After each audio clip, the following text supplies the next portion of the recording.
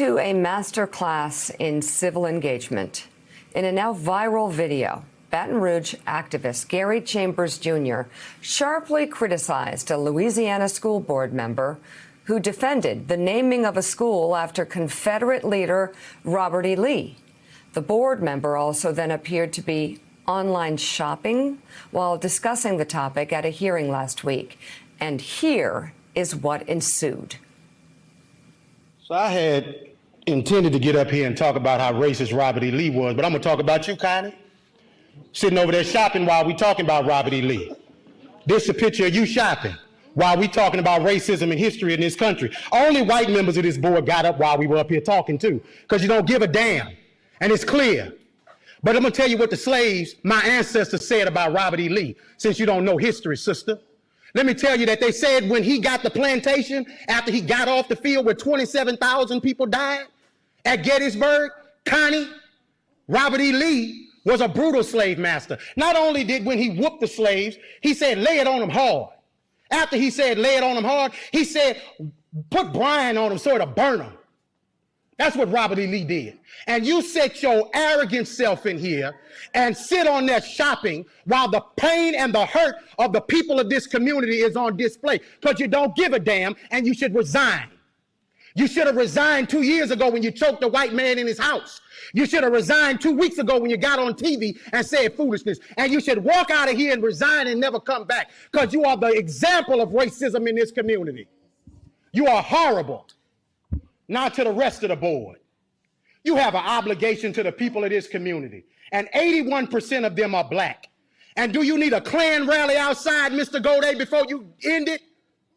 Because holding it up means that you put that building in jeopardy. You do, sir. Because all over the country, they're burning stuff down.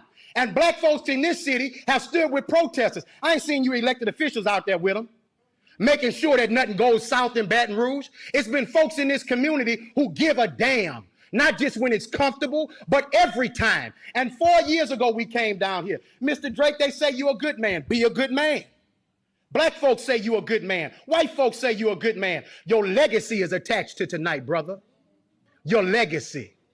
Now, let me say to the black members of the board, it's the most solidarity I done seen out of y'all in forever. Let's keep it at. Let's stand on this moving forward, because we don't need to apologize for Connie, Evelyn. She showed you who she was when she was sitting next to you while you were talking shopping. You don't need another example.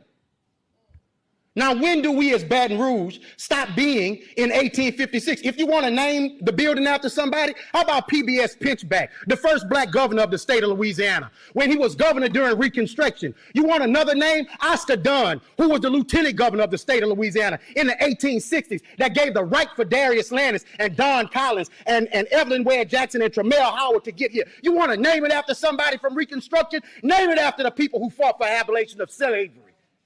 If you want to name it after somebody, honor the right people, the people who are on the right side of history. But it's your ancestor that the school is named after. So you're holding on to your heritage. But we built this joint for free. And we've done begging you to do what's right. Thank you, sir. The school board member who Gary called out, Connie Bernard, has since said she is, quote, deeply sorry for her actions. Joining us now is the activist and Baton Rouge resident that you just saw in that video, Gary Chambers Jr. Welcome to the show. Gary, thanks so much for being with us. I got to start by asking you, are you a preacher, or are you what our good friend Elijah Cummings was accused of being, a counterfeit preacher? Because you sure sounded like a preacher up there. That was good. So I am a minister. There you go. Okay, very good. He's the real thing. Well, tell us, Gary, if you will. Obviously, a lot of people saw your impassioned speech. Tell us what the current status is right now in Baton Rouge regarding the naming and the renaming of the school. Well, first of all, thank you all for the opportunity to share with you. We won the vote that night, and Lee High School will no longer be named Lee High School. There you go.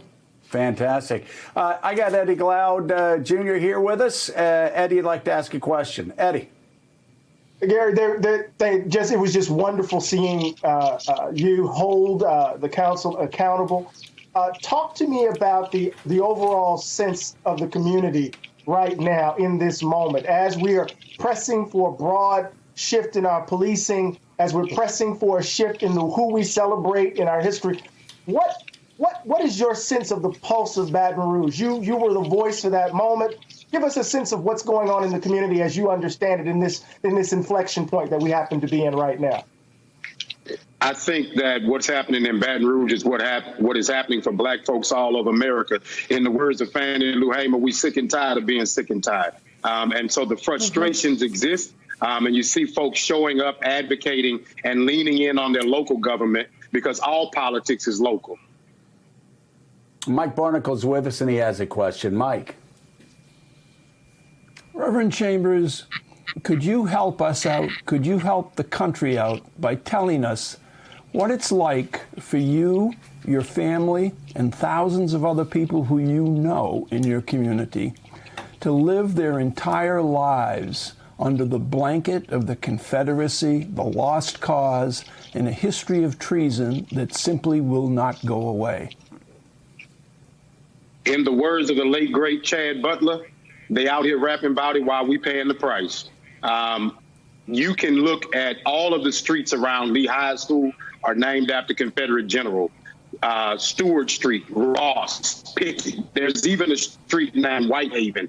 And so when you go into a local school board meeting, what you saw in that video is really a reflection of what Black America is dealing with as it relates to white America. You have black folks speaking up passionately about what they feel, while you have a school board member, a representative of the people, a Republican, who's sitting there scrolling on the internet while people are expressing their concerns. And we wonder why buildings burn, because when we come before you, you scroll on the internet. And the state like Louisiana, that's ranked number 50 in the nation, we're ranked number 45 in healthcare. We're ranked number 48 in education, number 49 in the economy, number 50 in opportunity, number 50 in crime. And so when you look at that and you look at Republican policies failing us day in and day out, and a Republican sits there while we're talking about a critical issue and ignoring us, it's heartbreaking. And I think that's why it has resonated with so many people.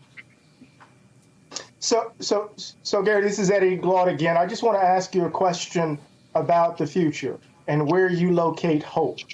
You preach the gospel. We're in a moment where it seems as if the country is on a knife's edge. Where do you find hope, and where do you see hope and possibility in the community of Baton Rouge? Well, yesterday was Father's Day, and I'm the father of a 10-year-old daughter. And every time I look at my daughter, that is the hope. When I look at young protesters showing up all over the country in the streets of America, commerce and leaning in on their government, that gives me hope. Because a dream deferred is not a dream denied. And this is simply our leg of the race.